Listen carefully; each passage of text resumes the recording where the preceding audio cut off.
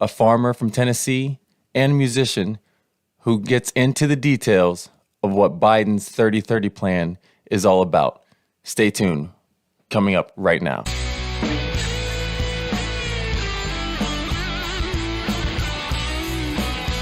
News, current events, politics, and everything in between. This is your number one source for finding out the truth. Never censored, never apologetic, and always patriotic. You're tuned in to the Patriot Perspective with the people's proud patriot, Alan Lee.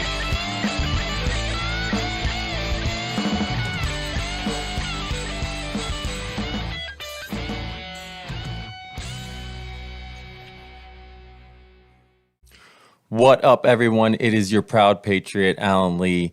And, this past week, I had a chance to talk with Stephanie Nash. We're going to bring her interview on here in just a minute. But before we do, make sure you hit the like, subscribe, follow button, hit the bell.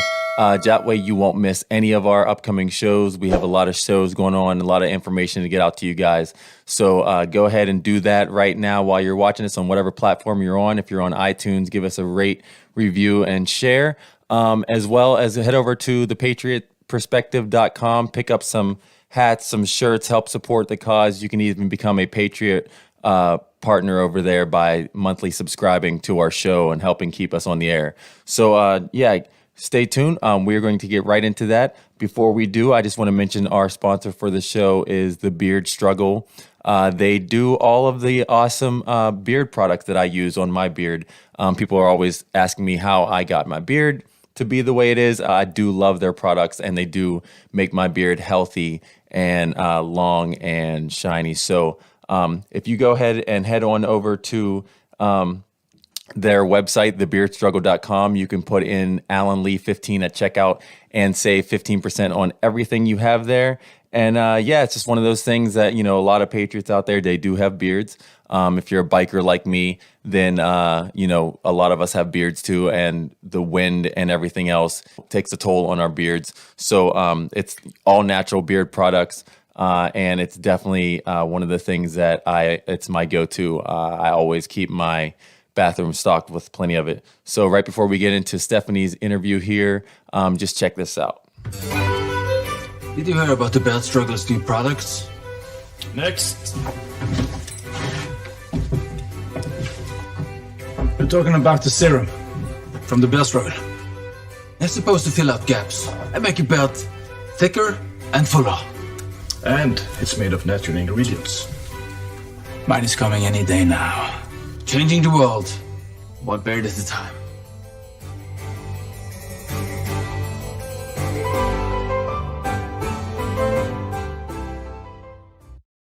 And yes, again, go ahead on over to thebeardstruggle.com, type in Alan Lee 15 at checkout, and you will save 15%. You can also check that out in the description link. But without any further ado, let's bring Stephanie Nash's interview onto the show, and I'll be right back with you after that interview. I have a special guest for you guys. If you guys, eat food, then this guest will have some interesting things to say that will pertain to everyone out there. So I'm going to bring her on. Her name is Stephanie Nash, and she is down in Tennessee, originally from California. And welcome to the show. Yeah, thanks for having me. Yes. So tell me a little bit about what you do, and then we'll kind of get into what's going on and what your whole push is right now. Yeah, so kind of about our history first, as like you said, we're from California. Grew up in Selma my whole life until I was about 20. Then we made the decision that California was really pushing regulations on farmers. We see that going in, next year especially. And I think we got out at right the good time in 2014 to save our family legacy. We moved to Tennessee, Middle Tennessee. We knew eventually we would want to open a store, sell our own products, and Nashville was growing, not being too far off. So mainly my job is taking care of the calves, our heifer ranches, working alongside my dad to make sure that we are producing quality milk. And, my side as well is big advocacy. I'm on the ACE team here in Tennessee that fights against, bad regulations and bills against agriculture, along with, all my social media platforms, trying to reach people of what is going on. Awesome. So I know just from I came across you on TikTok. Your videos there are kind of doing a lot, and they're blowing up in many different ways. Tell me, what really prompted you to move in the first place. I picked it up, but some of our viewers maybe haven't come across your videos yet. So Yeah, so the biggest thing with California, it's especially the Central Valley is the largest agriculture county in the United States. A lot of people are kind of blind to that. They see Los Angeles, they want to go to the big cities or San Francisco and San Diego, but they don't realize how much food comes out of California. And so the biggest reason why we moved was regulations first. Second was water availability. I mean, they are going through the last 5 years have been huge for them in drought, and they can just not get water at all. So we needed to move somewhere that we could sustain our family business and be able to survive. So, I mean, I'm sure that moving a farm, it was not an easy task, and definitely not something that you would just wanted to do just to do it. With all these different regulations and things that are going on now, you said you made the move in 2014. Yes. So, what was going on in 2004? Because and we're going to get into it. What's going on now with the new administration? But what was going on then that really pushed it? Was it a federal thing, or was it just a local state kind of ordeal that made you guys need to move out of there? Well, 2008, 2009 really took a big hit on the dairy industry. They started to decrease prices for funding. There wasn't as many plants available for farmers. They were really pushing the bigger aspect farms. Smaller farms were getting their contracts lost because they weren't shipping a whole tank a day. So a lot of shift in our industry, as well as the activists. I'm very educational on my platforms because activists have a lot of lies behind them, but they're very influential in the cities for people that don't understand farming. And so we were being attacked at every angle that they could get us: regulations, activists, fake commercials, pricing, competitive markets. And so California has just never been a friendly state for their farmers. Again, going, against their farmers, which is really sad when we produce so much food in the Central Valley. Mm. So now moving forward, you guys made your move. How are things, in Tennessee when it comes to just the localized support for farmers there? Yeah, Farm Bureau in Tennessee is very strong. I really do appreciate their fight in Washington, D.C. and in our state. Tennessee also has a lot of programs for farmers and startup farmers that people can gain access to land and start up a family farm business. They have just been really great with opening arms, especially us having our store open for a year. We just opened our cheese plant 2 months ago. So they're very, there's a big push in Tennessee to buy local, pick TN products. And we're happy that our store is under, that title of everything in our store comes from Tennessee, and we're very proud of that. That's awesome.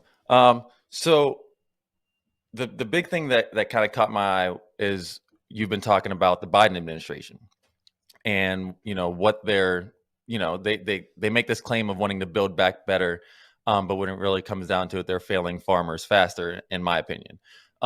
So what and I've read, I don't know if all of our viewers are familiar with the 3030 bill, but I've read it, and there's just really I haven't found anybody who supported it wholly. There's a lot of people out there, on both sides of the aisle who think that the idea is a great idea. They think that protecting the lands, sure, it sounds great. But they all say the same thing. There's no detail. And they're worried about what's missing from the bill. It doesn't talk about what they're going to do when it comes to private lands. Everything's kind of broad. They talk about incentivizing farmers into kind of going along with their plans and making things more secure, but they don't actually go into any detail of what that looks like and what that means.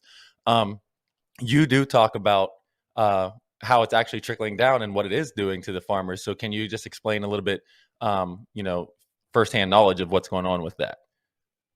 Yeah, so again, coming from California, Pelosi has always been one of our biggest enemies. She has a lot of power when it comes to politics, to people. She is very influential. I don't know what wording she uses, but she gets a lot of people that are for farmers that get elected into office to really push for the climate change initiative and government land takeovers and water rights. And so with the 3030 bill, again, like you said, there is a very vague description of what they are actually going to do.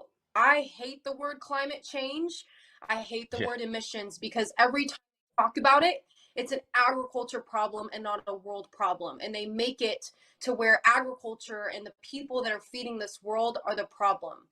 And so the 3030 bill to me, especially when they talk about going in and taking so much land from Nebraska, what is Nebraska doing to our climate change except for 97% of that state being family farmed owned, family owned? Right. And so there's just a lot of things within this plan that scream control to me, scream Pelosi's plan for the last 10 years of how she has really diminished agriculture. And if I were an American listening to our farmers talk about the 3030 bill, I would be worried for our food supply. I mean, yeah, and going over all of the bill, like I said, there's no detail in there, and when you figure how much they actually put into bills, the fact that there's things that aren't detailed in there, obviously raise some red flags and concerns. Besides the fact that they don't have there's no legislation in place for them to be able to do this. They have no governmental right to do what they're doing. And the fact that he signed his executive order, I believe it was January 27th, and then it's started to trickle forward through the different things that they've been putting in place. They still haven't come up with anything. Nothing new has changed. No new details. If you listen to some of the proponents of the bill, they say the farmers are backing it. The farmers sound, and truth be told, like yourself, when we talk to farmers, they're not. And the most you get is a farmer who says, I'd like to know more details about it. They might not be 100% opposed to it off the bat, but it's because they don't know much about it. And anybody who's smart would say, well, I need to know more before I can actually make any type of decision. And then there's those who see the truth of what's going on, and they know that none of it is going to make sense. It's for the local farmers. And like you said, it's if you control the food, you control the population. They're doing it right now with the shipping crates. They're doing it, all across the board. I work in food distribution now, so I'm seeing how they're controlling it. So what are you doing? I know you're doing a lot. What are you doing though that maybe other people could get involved in and try to help out in this as well? Yeah, so let me say something real quick too. Here's the deal. So John Deere has these crazy commercials, and you always want to drive a green tractor, and all these seed companies and all these scientists are the ones saying that we back this bill. And you see what John Deere's going through right now. That should open your eyes a little bit more. When the CEO is getting paid 15.6 million and their employees are still being downed in their pay. But I see a lot of change coming with this. Farmers have to be a vocal voice. It's done. We're done hiding. We're done trying to be nice with the USDA, trying to find representatives that actually want to represent us. If I were an American in 2022, we're going to see some elections. I would do my research of who supports the American farmer and who wants this climate change BS to come in 2022 to 2024 in his term. We have to be very careful. But I think advocacy, getting on platforms, not sugarcoating it, is why I've created such a big platform. In the beginning, I would have never thought I would have had almost 300,000 followers on TikTok.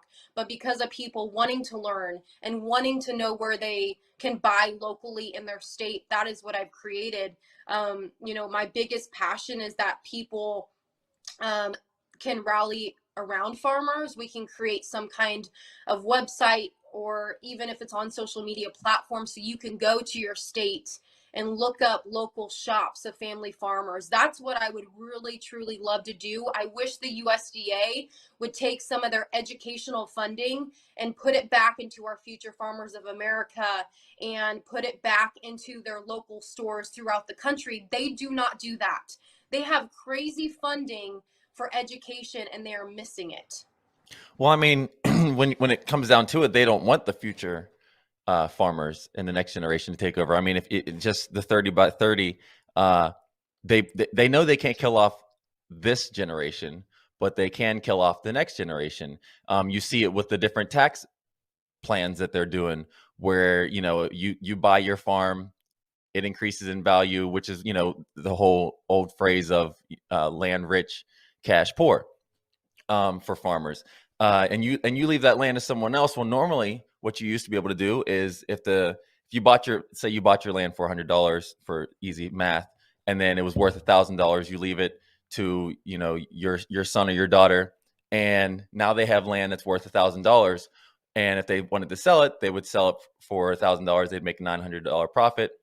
Now they want to change that to where they get the land, it's worth $1,000, but because it was only paid for with $100 originally 10 years ago, they only get the $100 worth for it, which is forcing them to want to sell it. Otherwise, their property is lower. They're trying to kill off the next generation of farmers to push in, like you said, these plant-based systems. Is there anything going on with that? Because you don't hear too much about what they're trying to do with the taxes and things like that. What's anything that you're hearing? I mean, the biggest thing is NCBA, the Cattle Association is full arms up fighting against this infrastructure plan. I think it's crazy that, again, Pelosi can come on TV and say, we're going to help the farmer, we're going to do this. Harris has been really in the background, not saying much. She has a plan. She always has never really been for the farming community. She always says that we're the problem with, employment and not treating our employment correctly, even though she's never visited our family farms and seen the way we treat our employees. So I think the biggest thing right now is that infrastructure plan. I mean, $1 trillion going back to politically favored companies, corporate farmers, those big seed companies. Again, I say this all the time in my posts. We make the rich richer. If we're not understanding their plan, especially with the estate tax, that will kill off your next farmer. If they're going to tax us so high to take over our land so our next generation farmers cannot continue to feed the world, we are going to be in deep, deep trouble. Yeah, and I mean, it blows my mind the things that they're doing. They're moving fast. I'd like to think that they're moving fast because they're afraid of the truth coming out and them not being there long. But that might be a little wishful thinking. But either way, and this is something that concerns every single American, anyone in the world. Like I said in the beginning, we all eat food, we all need food, and so this isn't an issue that anybody should be able to say, oh, well, they can take care of that. It's not really my fight. It's not something that's going to affect me, because this is ultimately going to affect everyone. So, luckily there's people like you out there that are fighting for it. We'll do our best to try and give you as big a platform as possible. I know that you also do music. You wrote a song, which I'm going to play the video at the end of the show. And now, if you want to set it up for me, I know that you said that you wrote that kind of dealing with your move and everything, but I think it also is pretty appropriate to what's going on just in general in the world. Yeah, so Time Changes was a song I wrote like as soon as we moved here. I went to college, finished that, and then the big bullet train in California, if you guys don't know, I mean, billion dollar project taking up farmland in California again. Farmers were not getting paid from the government. I mean, millions of dollars that these farmers were missing. And I was like, I'm kind of tired of the truth just staying behind the walls. I'm tired of them being so vague to what is happening. It's time, for us farmers to understand that there's not going to be not many of us left if we don't start using our voices. And so I wrote that song as a reminder to people and Americans to kind of look into your rural communities, see what's going on, ask the farmers. Don't always rely on social media to tell you what your decision should be about that bill or about that activist or about that video. And so time changes, I feel like, is those lyrics of hope for us as farmers for our future generation. I 100% agree. So before, I know that you're super busy. Before I let you go, what can, I know with farmers having a platform and doing what they can, and they kind of have the ends to the directions that they can kind of make influence. But what can the normal viewer of the show do maybe today or this week that can help the farmers out?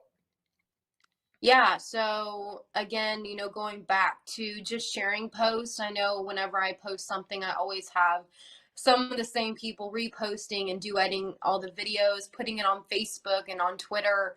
So always, reaching out to your followers, seeing what they think as well. So, because they're not always going to hear what I have to say sometimes. Sometimes it takes a couple shares to get it out to a bigger audience. Number two, Farm Bureau's got some great texts that they can send you if you sign up to know what's going on in your farming community. You can write letters to legislative against bills and regulations that will hurt your farmers. And then number three, and people, this is a bigger impact than you would think. When you buy local, you're not buying from the big corporations, you're not buying from all of these investor farms that are controlling our markets. You are buying directly from a family farm. And so even if you go 10 miles out of your way to buy from them, it is a big impact for them, along with sharing their store, sharing their specials. If they get a new cheese in or a new cut of meat in, it goes a long ways. I have a friend next door in Shelbyville, Tennessee, and their meat right now is under $3 compared to Walmart. I mean, you are going to a big corporation that's pricing up their products, and you're forgetting locally that they can, make it a little cheaper for you as Americans to buy your food from. That is great tips. Yeah, I know I try to buy local. It doesn't happen as often as I'd like it to, just from the location that we're in. But it's something that we all need to take heed to what's going on, for sure, because as we're seeing, everything that we're letting slide by is becoming slipperier and slipperier of a slope. So I'm gonna put links to all of your sites in the description when this gets posted and everything. But if you just want to give a couple directions for some people to find you and find what you're doing, and then I'll also put that in the description. Yeah. So again, for those listening, I always kind of, go over what I talked about because people are like, where can I find this? So the biggest thing facing agriculture right now, especially family farms, is regulations. You got the 3030 bill. You have the estate tax for the infrastructure plan.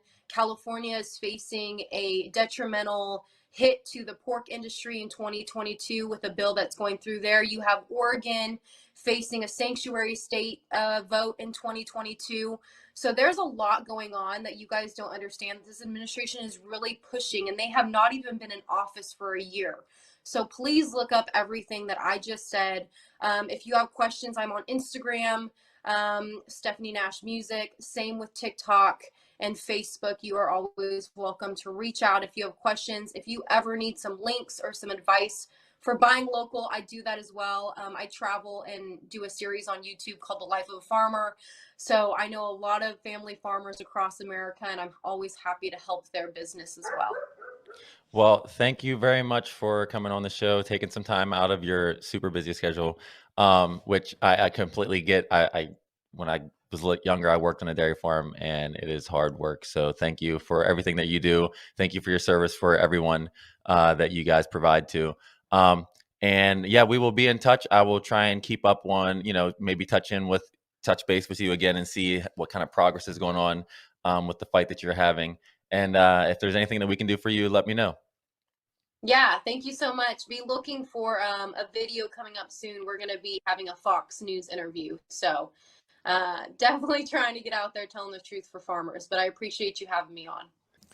And that was Stephanie Nash. Amazing person. I'm so glad I got to get in touch with her. You can check out how to get in touch with her yourself and follow all of her pages and get more involved right in the description below. But before we take off, as promised, here is that music video by her, Stephanie Nash. Here it is. Steve, I talked to the bank and things aren't looking very good. They say they're going to give you 3 months to turn things around, or you're going to have to sell. 3 months. Come on, Marlon. This is my grandfather's farm, and we banked with you for over 20 years. Steve, if I could do anything for you, you know I would, but my hands are tied. 3 months.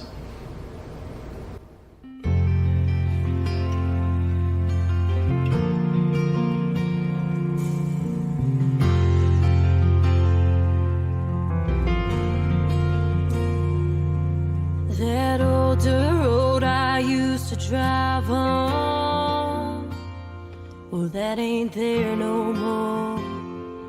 And that red barn that my grandpa built up, it burned down to the floor. And that land that my daddy used to own, well, that was so. And no, it ain't fair. The time changes, that simple way of life is come and gone, but I'm still holding on to the faith, to the truth that's kept me strong. What I believe, what I see, what's been shattered and renewed through all my years. I won't fear time changing.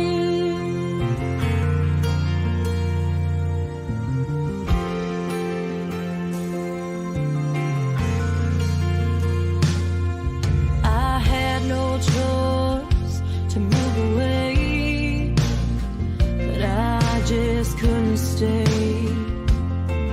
This California dream wasn't for me. It's as dry as it can be. There ain't no promises, just take and never give.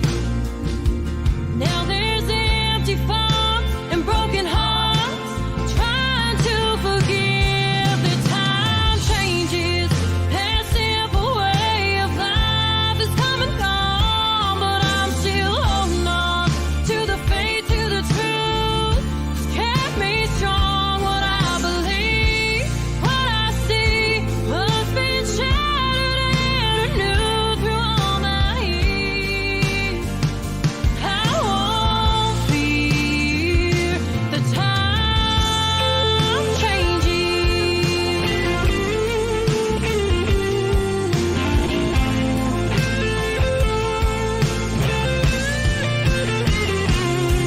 There's more to this life than you know. We pray for rain, and He always shows up. Times are changing. Yeah, times are changing. Time changes.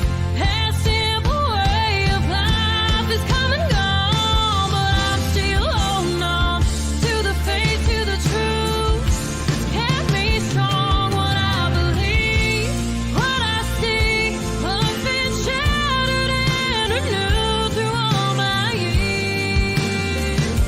I won't fear the time changing.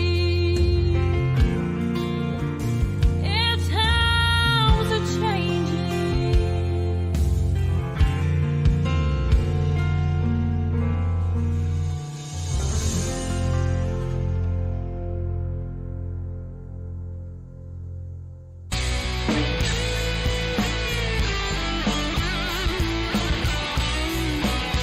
News, current events, politics, and everything in between. This is your number one source for finding out the truth. Never censored, never apologetic, and always patriotic.